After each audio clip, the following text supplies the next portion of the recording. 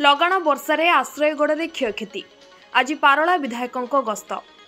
गजपति जिला गुमा ब्लॉक अंतर्गत आश्रयगढ़ गाँव में आज पारलाखेमुंडी विधायक गस्त करी विभिन्न समस्या गुड़िक देखि लोकों सह आलोचना करथिले।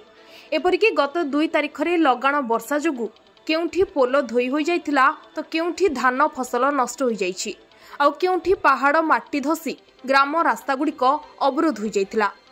एभली गुमा ब्लॉक तरबा जीपीर बहु अंचल में क्षयक्षति घटिथिबा बेले आज पारला विधायक रूपेश पाणिग्राही उक्त ग्रामांचलर लोकों सह आलोचना करिसेंती।